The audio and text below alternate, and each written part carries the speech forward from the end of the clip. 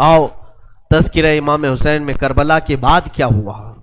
جب سارے شہید ہو گئے، ان کی لاشوں پر گھوڑے دوڑائے گئے، تو جو لوگ قریب آبادیوں کے لوگ تھے وہ آئے، ان لاشوں کو سمیٹا، کتنوں کو تو انہوں نے دفن کیا اور مولا حسین کو دفن کیا۔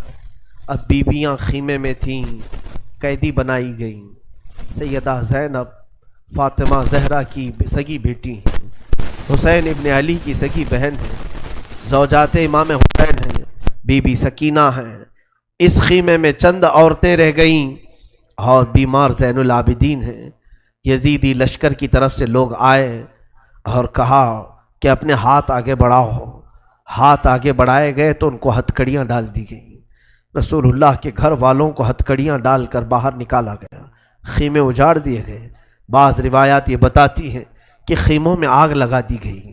جب خیمے جل گئے، شام کا وقت تھا، مغرب کے بعد یہ لٹا ہوا تاخت و تاراج قافلہ کوفہ کی طرف جا رہا تھا۔ کربلا سے اب یہ کوفہ جا رہے تھے، لیکن ظالموں نے جتنے شہید ہوئے تھے ان کے سر سنبھال کر رکھے تھے۔ امام حسین ابن علی کا سر لے لیا، عباس علمبردار کا سر لے لیا، اور علی اکبر امام قاسم کے سر کاٹ کر لے لیے۔ سارے سروں کو انہوں نے، اس لیے کہ اس وقت ثبوت پیش کرنے کے لیے سر دکھانے پڑتے تھے کہ ہم نے ان کا قتل کیا ہے، اب سروں کو انہوں نے نیزوں میں ڈال دیا اور سروں کو لے کر نیزوں سے چلنے لگے۔ یہ سفر ان کا شروع ہوا، کوفہ کی طرف چلے۔ کیا ہے، ایک بڑی بات مجھے یاد آتی ہے۔ مولا حسین کی ایک کنیز تھی جس کا نام بی بی شیرین بتایا گیا ہے۔ وہ سیدہ فاطمہ زہرا رضی اللہ تعالیٰ عنہ کی بھی خدمت کر چکی ہیں۔ بی بی شیرین، اس کو حضرت امام حسین نے آزاد کر دیا تھا۔ وہ کہتی تھی کہ میں آزاد نہیں ہونا چاہتی ہوں۔ کہا تھا کہ تو بڑھاپے کو پہنچ چکی ہے، تجھے ہم نے آزاد کر دیا۔ اور اس کے بعد مولا حسین نے جب یہ مدینہ طیبہ میں تھے، بی بی شیرین کو کہا تھا کہ تو آزاد ہے، جا، بہت سارا مال دیا تھا اور جمع کر کے کہا تھا کہ تو چلی جا، اپنی بقیہ زندگی آرام سے گزار۔ تو کہتی ہے ایک شرط ہے میری، میں اس شرط پر جاؤں گی۔ امام حسین ابن علی نے پوچھا کہ ہم نے تجھے کسی چیز سے روکا نہیں، منع نہیں کیا، کیا چیز تو چاہتی ہے؟ بی بی شیرین نے کہا تھا کہ مولا حسین، بس چاہتی ہوں کہ میں گھر بنا لوں، گھر میں رہوں، ایک بار آپ اپنے قدم رکھ دینا، ہم غریبوں کے گھر پر ایک بار آپ تشریف لے آئیں، میری وہ معراج ہو جائے گی۔ امام حسین نے کہا بس اتنی سی بات، ہم تو غریبوں کے گھر روز جانا پسند کرتے ہیں، ہم روز جانا پسند کریں، جا ٹھیک ہے تیرے گھر ہم آئیں گے۔ اور بی بی شیرین نے کہا نہیں مولا، میری ایک درخواست یہ ہے کہ آپ اپنے خاندان کے ساتھ آئیں گے، اپنے شہزادوں شہزادیوں عورتوں کے ساتھ آئیں گے۔ مولا حسین نے ساری عورتوں سے کہا دیکھو بی بی شیرین کہتی ہے اس کے گھر دعوت ہے، ہم سب آئیں گے۔ اور اس کو بطور مسکراتے ہوئے آپ نے فرمایا بی بی شیرین، ایسا نہ ہو کہ ہم آئیں اور تو پہچان ہی نہ سکے، ایسا نہ ہو کہ تو پہچان ہی نہ سکے۔ قدموں میں گر گئی، کہا کہ میں آپ کے گھر کی کھائی ہوئی، میں آپ کی پروردہ، کبھی آپ کو نہ پہچانوں، ایسا کیسے ہو سکتا ہے؟ وہ خاتون گئی، کوفہ کے قریب ایک چھوٹی سی بستی میں گھر بنایا، بڑا اچھا سا گھر بنایا، اور اس کی بستی والے بھی اس کی بڑی عزت کرتے تھے کہ یہ فاطمہ کے گھر کام کی ہوئی عورت ہے، حسین ابن علی کے گھر کام کی ہوئی عورت ہے۔ وہ ہر گھر میں جاتی تھی، بستی والوں سے کہتی تھی لوگوں دیکھنا میں نے گھر بنایا اور پیغام بھیج دیا ہے، فاطمہ کے لاڈلے شہزادہ رسول امام حسین نے مجھے وعدہ کیا ہے ایک بار وہ میرے گھر تشریف لائیں گے۔ بستی والے کہتے تھے کیا تیری قسمت ہے کہ تیرے گھر مولا حسین آنے کی بات کر چکے ہیں، رسول اللہ کا شہزادہ تیرے گھر آئے گا۔ سب اس کی گاؤں میں بڑی عزت تھی، لوگ کہتے تھے کہ اس کی بات پر حسین آنے والے ہیں۔ ایک بار جیسے ہی بی بی شیرین کو خبر ہوئی کہ امام حسین مدینہ سے مکہ نکل چکے ہیں اور مکہ سے کوفہ آنے والے ہیں، جیسے ہی یہ خبر ملی تو اس نے پیغام بھجوایا اور پھر اپنے گھر کو رنگ و روغن کرنا شروع کر دیا اور کمرے سجائے کہ مولا حسین کا قافلہ آ رہا ہے اور کوفہ جانے والے ہیں اور میرے گھر پر ٹھہریں گے۔ جنگ کی کوئی خبر ہی نہیں تھی۔ گاؤں والوں کو جیسی اطلاع ہوئی، گاؤں کے سارے لوگ اس کے ساتھ مل گئے۔ پورے گاؤں میں سارے لوگ گھروں کی تیاریاں کر رہے تھے اور سب لوگ روز انتظار کرتے. بی بی شیریں پہاڑ کے ایک چوٹی پر صبح سے شام تک بیٹھتی، ہر آنے جانے والے قافلے والے کو دیکھتی، جو مکہ سے کوفہ کے لیے آ رہا ہے جا رہا ہے دیکھتی، انتظار کرتی. اس میں امام حسین اپنے گھر والوں کے ساتھ آنے والے نہیں آئے. کئی دن گزر گئے اور اسی زمانے میں ایک رات ایسی آئی کہ اس کے گھر ایک عورت آئی. کہا بی بی شیریں اٹھو جلدی. کہا کیا؟ کہ حاکم بصرہ ابن زیاد کا لشکر بہت بڑا لشکر ہے اور وہ لشکر باہر آیا ہوا ہے، تیرا بڑا گھر ہے، وہ چاہتے ہیں کہ آج کی رات تیرے گھر میں گزارے. کہا کون لوگ ہیں، کیوں آئے ہیں؟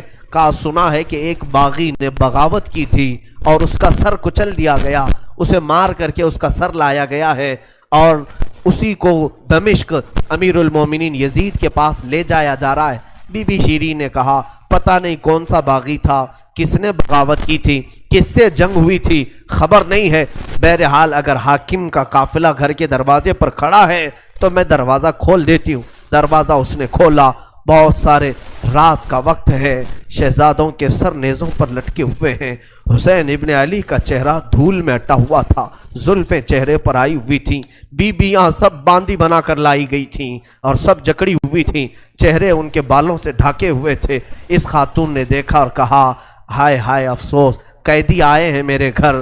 مولا حسین کہتے تھے قیدیوں کے ساتھ اچھا سلوک کیا جائے، قیدیوں کے ساتھ اچھا سلوک کیا جائے. اس نے اپنے گھر میں اندر داخل کیا، جو حاکم جو اس کے سپہ سالار تھے ان سب کو اندر بلایا، رات گزارنے کا مقام دیا، جگہ دیا اور یہ بیویوں کو صحن کے باہر ہی چھوڑ دیا گیا، ان کو اندر نہیں لایا گیا. اور اس خاتون نے کہا ان قیدیوں کو بھی تو لاؤ، میرا گھر کافی بڑا ہے، میں اندر سلا لوں گی. اسے اب تک یہ خبر نہیں تھی یہ لٹا ہوا قافلہ ہے کس کا، آخر یہ لٹا ہوا قافلہ کس کا آیا ہے. رات کے وقت اس نے کھانا بنایا، سارے فوجیوں نے کھانا کھا لیا تو بی بی سے کہا ان قیدیوں کو کھانا مت دینا، وہ کھانے کے مستحق نہیں ہے. اس نے چلا کر کے کہا دیکھو ہمارا دستور یہ ہے کہ میں فاطمہ کے گھر کام کر چکی ہوں، وہاں فاقے تو رکھتے تھے لوگ، گھر میں فاقہ تو ہوتا تھا لیکن باہر آنے والے مہمان کو بھوکا نہیں رکھا جاتا، وہ چاہے قیدی ہوں باغی ہوں جس طرح کے ہوں، مجھ سے جو بن سکے گا میں کھلاؤں گی. اس نے کھانے بنائے اور اس کے بعد لے کر کے آئی اور اس کے بعد کھانا جب سیدہ بی بی زینب کے پاس رکھا تو بی بی زینب نے اپنے دونوں ہاتھ دکھائے جو پیچھے بندھے ہوئے تھے. اس خاتون نے بی بی شیریں نے کھولا اور ان کے بالوں سے چہرہ ڈھکا ہوا تھا اور اس نے کھانا پروسا کہ کھا لو بیویوں کھا لو. تو بی بی زینب نے پکار کر کے اپنے بھائی کا نام لیا، یا حسین ابن علی. تو بی بی شیریں چونک اٹھی، یہ نام تو کیوں لے رہی ہے؟ یہ نام تو میرے آقا کا ہے جس کی میں باندھی تھی، میں خدمت گزار تھی، یہ نام تو کیوں لے رہی ہے؟ بی بی زینب کہتی ہے بی بی شیریں کیا ہم نے تجھے پہچان لیا؟ بابا نہیں کہتے تھے کسی دن ہم گھر پر آئیں اور تو پہچان ہی نہ سکے. یہ جو اونچے نیزے پر سر دکھ رہا ہے تیرے آقا مولا حسین کا سر ہے اور یہ علی اکبر کا سر ہے، یہ قاسم کا سر ہے. بی بی زینب پکارتی گئی. بی بی شیریں نے دیکھا اور پکار کر کے کہا مولا کیسی مہمان نوازی کا وقت تم نے دیا، کیا اس طرح بھی کوئی مہمان بنتا ہے کسی کے گھر؟ اور یہ کہتی ہوئی غش کھا کر گر پڑی. اس پر پانی ڈالا جاتا، وہ اٹھتی پھر غش کھا جاتی، بے ہوش ہو جاتی. سچ کہا تھا مولا حسین نے، اے بی بی شیریں ہم تو وعدہ کیے ہیں آ کر رہیں گے، کہیں ایسا نہ ہو کہ تو پہچان ہی نہ سکے.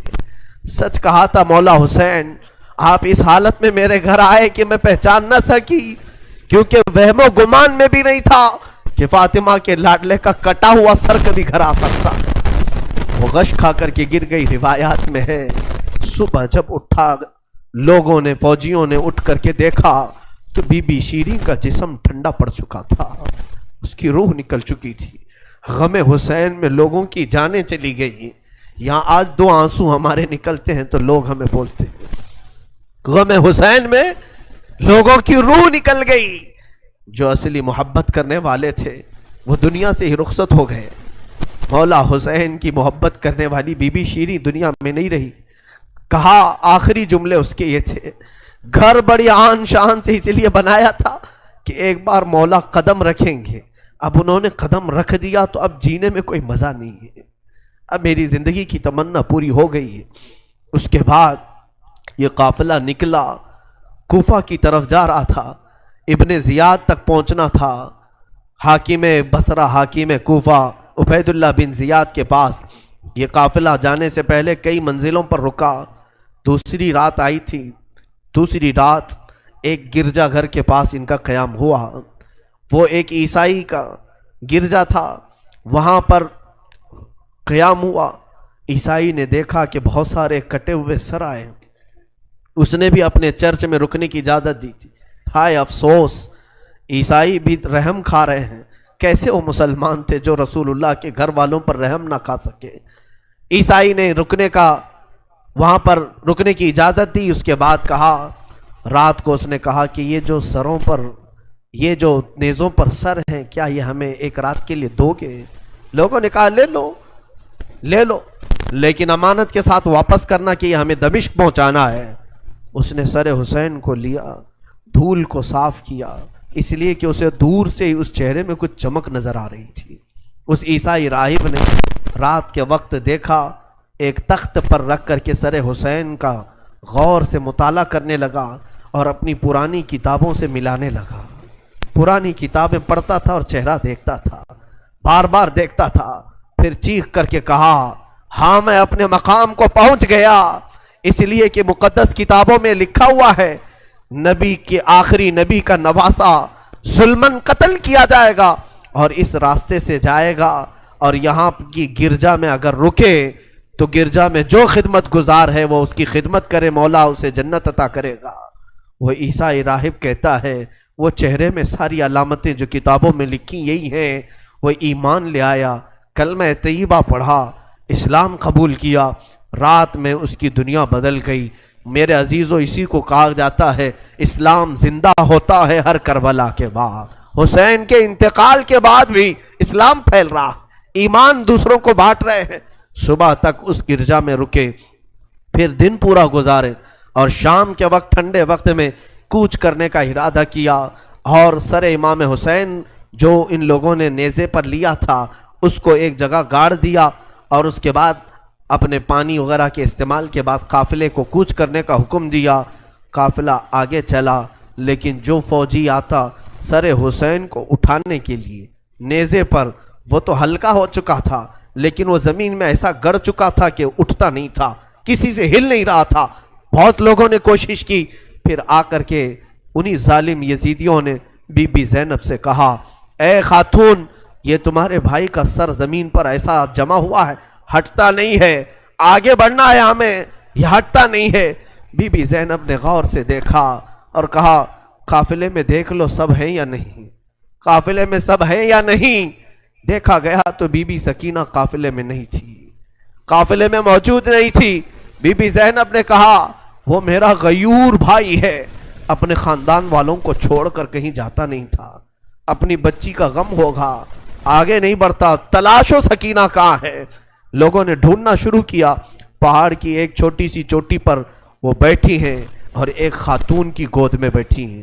کوئی ایک خاتون ہے، اسے سہلا رہی ہے، تھپکیاں دے رہی ہیں. بی بی سکینہ 9 سال کی عمر میں ایک بڑی معزز خاتون کی گود میں ہچکیاں لے لے کر رو رہی ہیں اور کچھ باتیں کر رہی ہیں.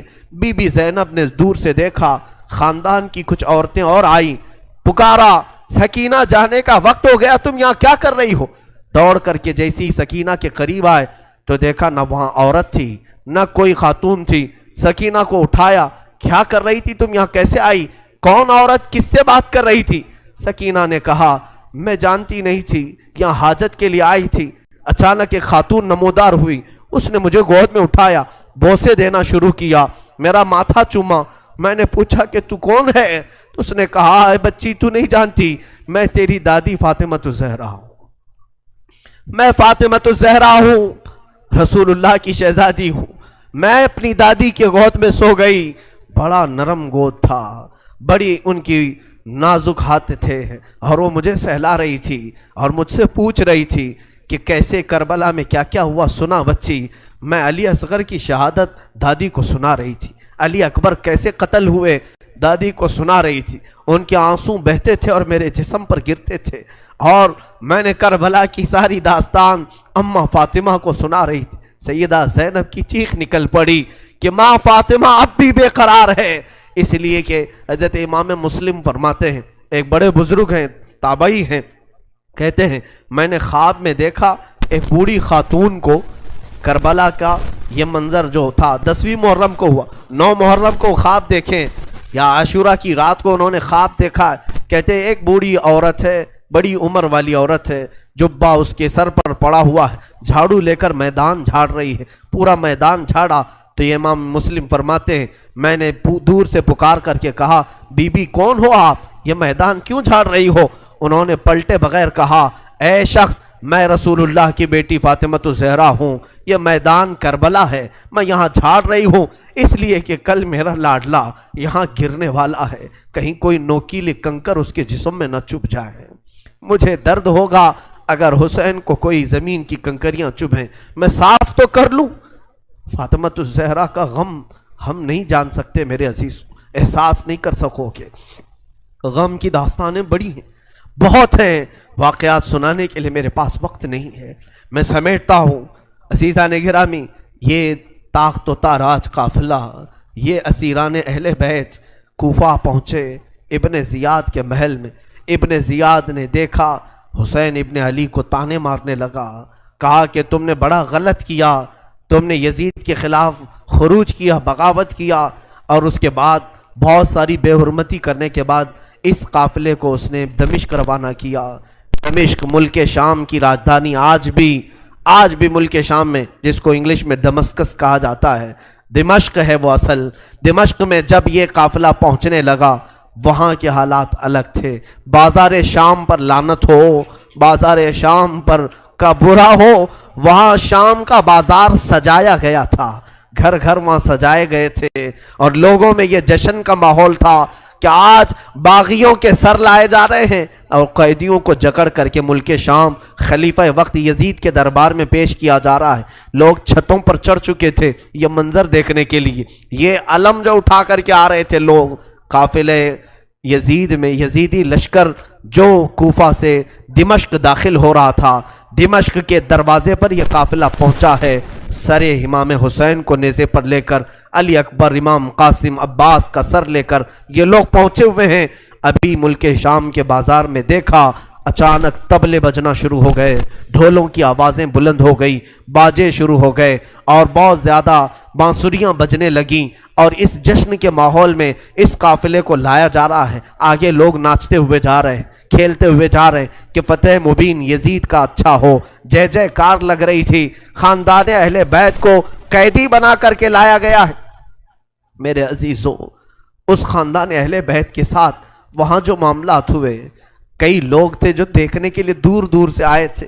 एक सहाबी हैं, वो कहते हैं मैं तिजारत के लिए गया था तो मुझे खबर हुई कि आज अहले बैत का काफिला यहाँ आ रहा है, तो मैं दौड़ता हुआ पहुंचा और जैसे ही मैंने देखा, देख करके मैं जब्त ना कर सका, वो चेहरा आज नेज़े पर था जो कभी मेरे मुस्तफ़ा के कंधे पर हुआ करता था।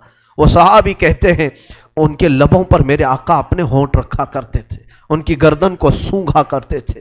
वो हुसैन की गर्दन को इन्होंने तलवार से अलग किया हुआ था और नेज़े पर ला रहे थे। वो सहाबी दौड़ते हुए आए, कहा मेरी जिंदगी का बुरा हो, मैं हुसैन का साथ नहीं दे सका, मैं हैदर के घर वालों का साथ नहीं दे सका। बच्चियां थीं जो कैदी बनाकर लाई गई थीं, दौड़ करके वो सहाबी आए और बीबी सकीना के पास आए। नन्ही सी 9 साल की उम्र की बच्ची भी कैदी बनकर आई, दौड़ करके साथ करीब आए, पूछा कि बच्ची मैं तुम्हारे गम में बराबर का शरीक हूँ, मैं भी तुम्हारे गम में साथ हूँ, अहले बैत का मैं वफादार हूँ। उन्होंने तवज्जो नहीं की, इसलिए कि बीबी सकीना कहती हैं हम तो दुनिया से मायूस हो चुके थे, हमने कटने के वक्त किसी को आते हुए नहीं देखा, अब तमाशा देखने के लिए बहुत सारे लोग आते हैं, तवज्जो नहीं की। उस सहाबी रसूल ने आगे बढ़कर कहा कि सकीना मैं तुझे जानता हूँ, तू हुसैन की बेटी है, تو فاطمہ کی لاڈلی ہے، تو شیر خدا کے گھر کی شہزادی، بتا کوئی حاجت ہو، کچھ کھانا پانی کوئی چیز۔ اللہ اللہ، یہ بھوکے اور پیاسوں نے کبھی کھانا کسی سے نہیں مانگا۔ پوری داستان کربلا سننا، کبھی انہوں نے روٹی نہیں مانگا، ہاں پانی ضرور مانگا ہے۔ پانی مانگنا انسانیت کے لیے عیب نہیں، روٹی مانگنا محتاجی کی علامت ہو سکتی ہے۔ بی بی سکینہ نے کہا کہ بڑی حاجتیں پوچھ رہے ہو، کیا میری حاجت پوری کرو گے؟ کہا بتاؤ بچی، میں اپنی طرف سے جو ہو سکے کروں گا، میرے پاس پیسے ہیں، مال ہے، میں اس سے جو چاہے کروں گا۔ بی بی سکینہ نے صرف ایک درخواست کی کہ میرے نانا کے صحابی، بس اتنا کام کر لو کہ یہ جو اونچے نیزے پر میرے بابا کا سر ہے، حسین ابن علی کا، اس سر کو تھوڑا آگے بڑھا دو، یہ جو جلوس میں جا رہا ہے آگے بڑھا دو۔ ہمارے گھر کی بچیاں غور سے سنیں، میرے گھر کی عورتیں کان کھول کر کے سنو، 9 سال کی بچی کیا خواہش ظاہر کر رہی ہے۔ کہا اگر وہ نہیں بڑھتے ہیں تو انہیں پیسے دے، وہ انعام دے کر آگے بڑھاؤ۔ اس صحابی نے پوچھا کہ اس سر کو تمہارے قریب رہنا اچھا ہے، تمہارے قریب رہنا اچھا ہے، آگے کیوں بڑھانا چاہتی ہو؟ بی بی سکینہ نے کہا اس لیے کہ لوگوں کا جلوس بابا سر کو دیکھنے کے لیے آ رہا ہے، اور سارے دیکھنے قیدی بنا کر کے لائے گئے تھے۔ بیمار زین العابدین حسین ابن علی رضی اللہ تعالیٰ عنہ کے شہزادے، وہ قیدی بنا کر لائے گئے تھے۔ ایک صحابی وہاں پر حاضر ہوئے، کہا کہ کوئی حاجت ہو تو بیان فرمائیں، ہم آپ کے غم میں شریک ہیں۔ حضرت امام زین العابدین نے کوئی توجہ نہیں کی، یہاں تک کہ ایک سپاہی یزید کا ایسا تھا جو تھیلا بھر کر کے پتھر لے کر چل رہا تھا، تھیلا بھر کر پتھر لے کر چل رہا تھا، اور وہ باہر کھڑے ہوئے لوگوں میں پتھر بانٹتا تھا کہ کچھ پتھر تم لوگ برسا ہو۔ ملک شام میں جانے کے وقت کچھ لوگ وہاں صدقے کی کھجوریں پھینک رہے تھے اس اہل بیت کے گھرانے پر، اور کچھ لوگ پتھر برسا رہے تھے۔ یزید کے یہ مخالف لوگ ہیں، باغی لوگ ہیں، ان کے دلوں میں یزید کی محبت تھی، بنو امیہ کے وفادار لوگ تھے۔ اس قافلے پر کچھ لوگوں نے پتھر برسائے، وہ قافلہ اب اور کتنے زخم اٹھاتا، اب ان کو چھوڑا کیا تھا، لوگوں نے سارے زخم تو دے دیے تھے۔ امام زین العابدین نے اس صحابی سے کہا کہ دیکھو یہ پتھر برسا رہے ہم پر۔ وہ صحابی نے تلوار کھینچ لی اور اس کو قتل کرنے کا ارادہ کیا، آپ نے منع کیا، رک جاؤ رک جاؤ، اس لیے کہ بہت سارے قتل میں نے اپنے بابا کے دیکھے، اور وہاں کوئی بھی اپنی تلوار لے کر ہمارے مدد کے لیے نہیں آ سکا۔ امام زین العابدین کا یہ لٹا ہوا قافلہ یزید کے دربار میں لایا گیا، اور سر امام حسین کو ایک تشت میں رکھ کر پیش کیا گیا۔ یزید اپنے ہاتھ میں چھڑی لے کر مولا حسین کے لبوں پر مارتا تھا اور کہتا تھا حسین تمہاری جوانی ختم ہو گئی، کاش تم میری بیعت کر لیتے تو تم زندگی سے ہاتھ نہیں دھوتے، اور کبھی میں نہیں چاہتا کہ تمہارا قتل ہو جائے۔ اس نے جھوٹے الفاظ میں لوگوں کو اس طرح ورغلایا۔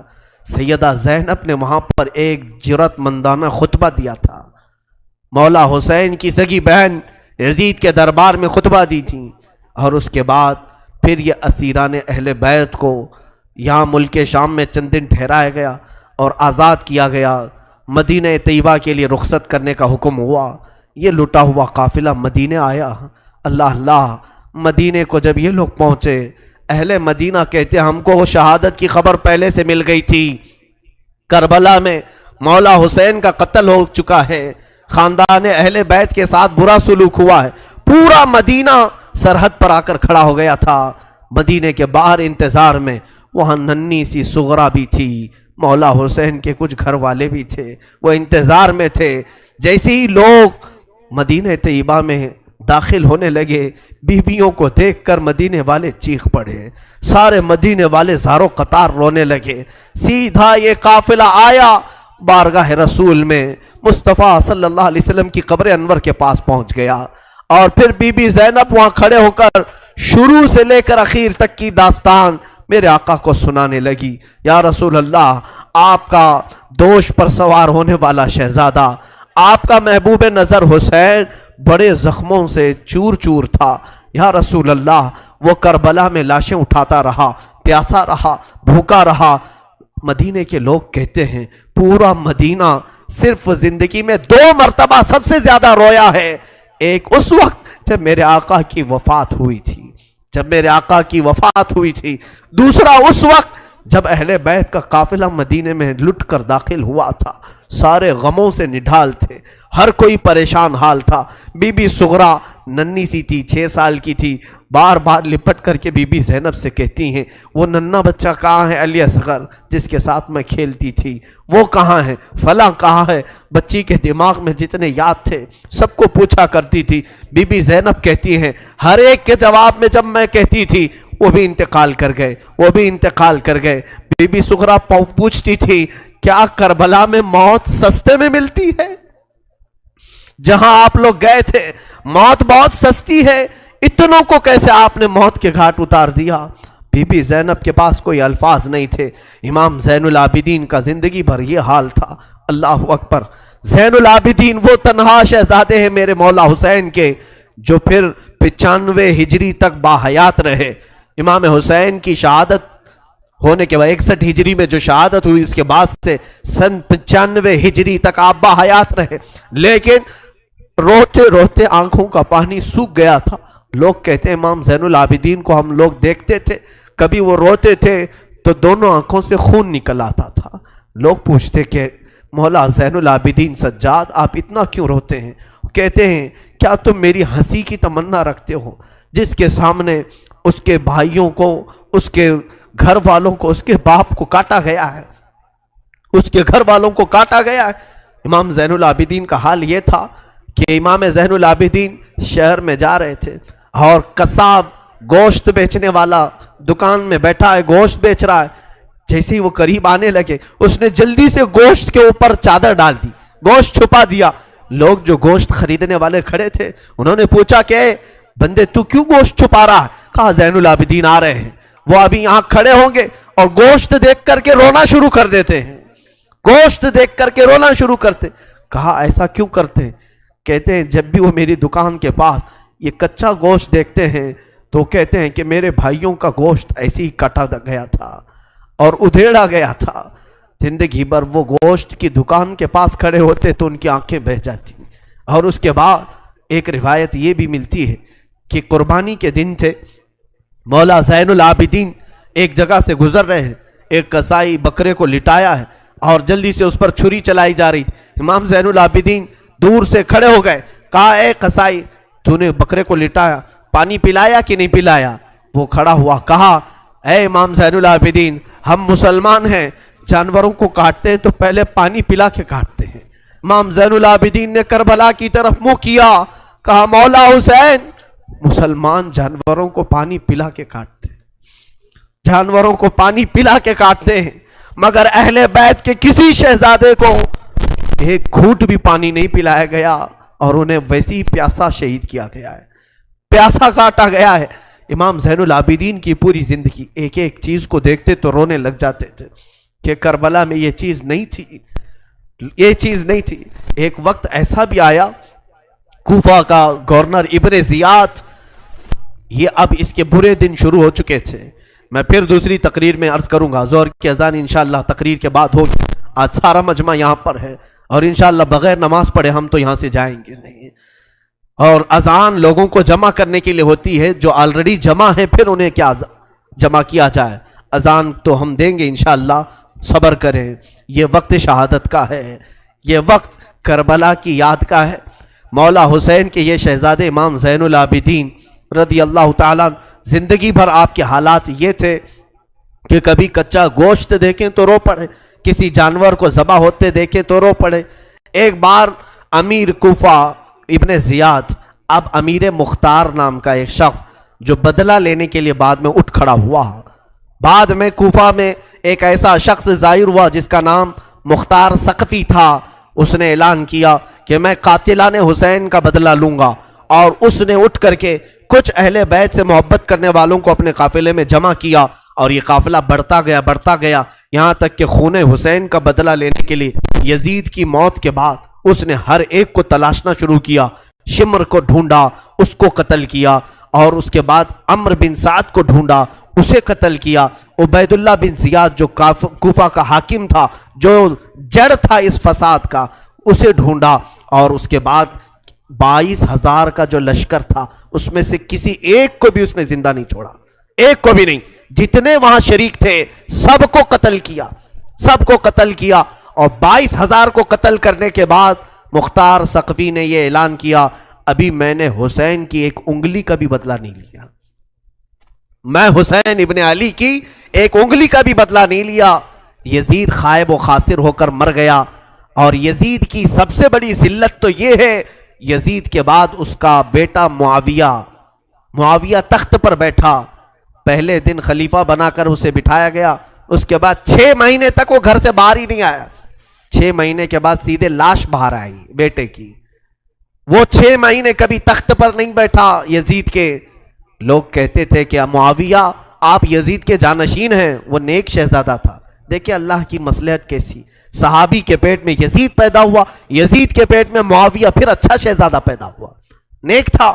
اس نے کہا، لوگ جب کہتے تخت پر بیٹھ جائیے تو اس نے اس تخت کی طرف دیکھ کر کے تھوک دیا اور کہا اس تخت پر بیٹھوں جس پر شہزادہ رسول کا خون لگا ہوا ہے، اس تخت پر بیٹھوں جو تخت حسین ابن علی کے گھر والوں سے رنگا ہوا ہے. کبھی اس تخت پر نہیں بیٹھا.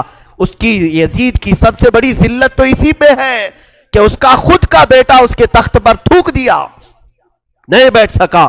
لیکن حسین کا چرچا آج بھی ہے، حسین کے شہزادے گلی کوچوں میں ہر جگہ ہے. سادات کی خوشبو تم محسوس کرو گے آج بھی.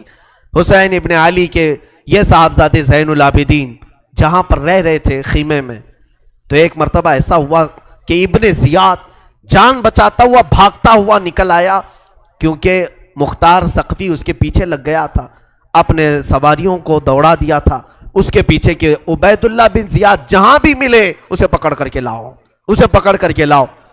تو سب اس کے پیچھے لگ گئے. مختار ثقفی کے ڈر سے عبید اللہ بن زیاد جان بچاتا ہوا بھاگتا ہوا ایک خیمے میں آیا.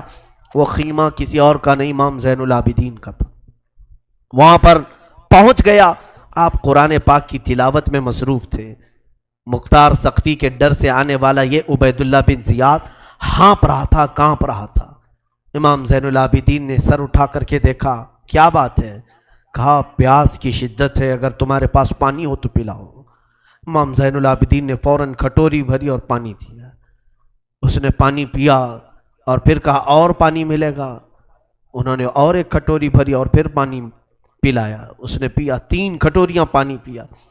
عبید اللہ بن زیاد یہ سوچنے لگا شاید امام زین العابدین نے مجھے پہچانا نہیں ہوگا. اس نے کہا آپ مجھے نہیں پہچانے ہوں گے شاید. آپ نے چہرہ اٹھایا تو آنکھوں میں خون تھا، آنکھوں میں خون تھا. کہا اے ظالم، تجھے نہیں پہچانوں گا؟ تیری وجہ سے میرا پورا گھرانہ لٹ گیا، میرا پورا خاندان تو نے تباہ کیا، بھوکا اور پیاسا کربلا میں تڑپایا، تجھے نہیں پہچانوں گا؟ تو عبید اللہ بن زیاد بدبخت نہیں ہے؟ تو اس نے کہا جب آپ نے پہچانا تو پانی پلا رہے ہو. امام زین العابدین نے کہا جو تو نے ہمارے ساتھ سلوک کیا وہ تیری فطرت تھی، اور ہم نے جو سلوک کیا ہے یہ اہل بیت کی فطرت ہے، یہ اہل بیت کی شان ہے، ظالموں کے ساتھ بھی پانی پلانے کا سلوک. اسی لیے میرے عزیزو، آج اگر ہمیں کچھ آس ہے، امید ہے، تو رسول کے انہی شہزادوں سے کہ ہماری برائیاں 1000 ہوں گی، لیکن مجھے امید ہے کہ ان حسین ابن علی کے شہزادوں سے اگر قیامت کے دن ایک بار ہم کہہ دیں گے پانی، تو امید ہے کہ یہ اپنے نانا کے حوض کوثر سے ہمیں پانی ضرور پلائیں گے. تذکرہ کرو حسین کا، تذکرہ کرو اہل بیت کا اور علی کے شہزادوں کا. یقیناً حوض کوثر پر انہی کا قبضہ ہے. میرے آقا صلی اللہ تعالیٰ علیہ وسلم اپنے ہاتھ سے جسے چاہیں گے پانی پلائیں گے. ان کے گھر والوں کو ستا کر کے تم پانی قیامت کے دن کس منہ ہوگے، پیاس بجھاؤ گے؟ امام زین العابدین نے اس وقت بھی پانی پلایا. میرے عزیزوں، اس کے بعد ایسا نہیں کہ اسلام ختم ہو گیا. امیہ کی خلافت چلتی رہی.